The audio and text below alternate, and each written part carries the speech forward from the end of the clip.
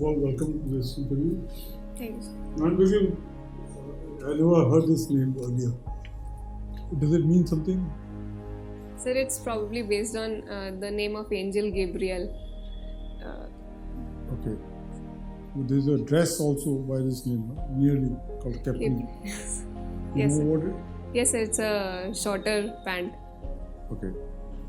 So you're already in the railway service. Yes, sir.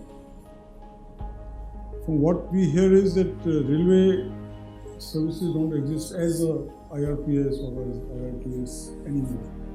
Sir, yes. So now, what is the railway planning to do?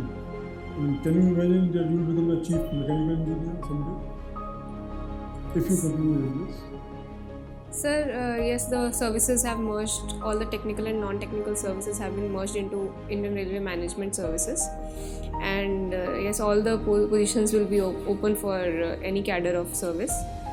Sir, I believe that all the services at the top level, as in the branch officer level, are managerial posts and can be handled by people of different services. So, now, what do you think is the role of the personnel department in administration? And what is the equivalent of the personnel department in the so-called central government setup? Railways, they said that was like a government within the government. So now I'm taking you from within the government to the real government. Sir, Indian Railway Personal Services is the only specialized HR services that exist in civil services.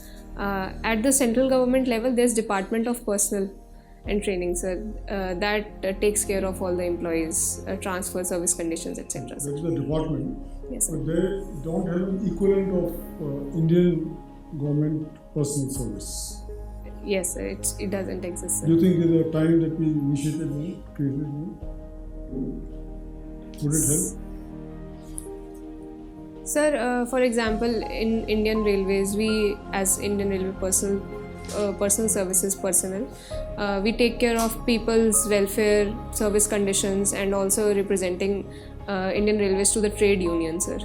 So, sir, all these functions are carried out by Department of Personnel only as of now. Right. I'm talking about the senior administrating officers of the personnel department.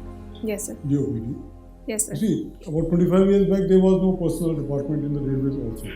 Yes, sir. They used to be inducted from different departments, then they thought of a personnel department. Yes, sir. So now, with that experience, Yes, now sir. you are already in the railway personnel service. Yes, sir. Would it not make sense to make something like the Indian personnel service, like your IAS, your police service?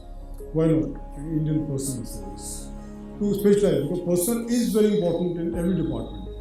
Even in the private sector, personnel, you have usually a director personnel and so on. Yes, sir. So, Yes, sir. Sir, definitely, sir, human resource is the biggest asset that not only Indian government but any organization would have. Sir, we could have an Indian personal services so as to for better talent identification and putting the right people in the right place. I think, sir, it will improve the efficiency of Indian administration overall. tell me, why has government not decided to have specialized education for specialized posts?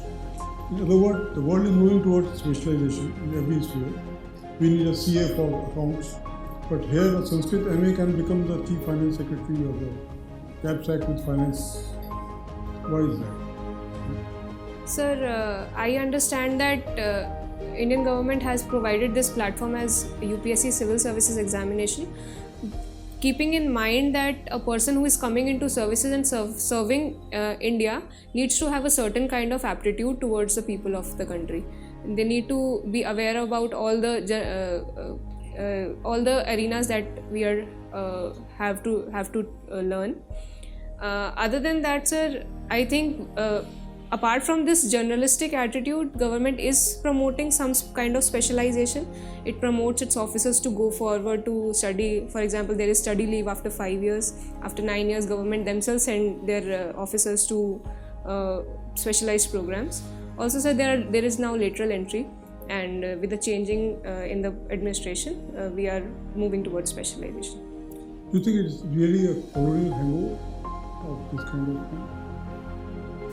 So the system has been set up in the colonial era, and if we say that the system that has been given by the Britishers, but I don't think that it's because of the colonial hangover that we have maintained this generalistic attitude. I think that's the need of the administrative services in the country. How do you think this literal entry will impact the future career growth of young people like you who are entering? Sir, I believe the more public and private sector merge in themselves, more people will move in from private sector and more people will move out of public sector to private sectors also. So I think it will be a two-way process, and I do not think that it will impact the career prospects, especially for hardworking and good civil servants.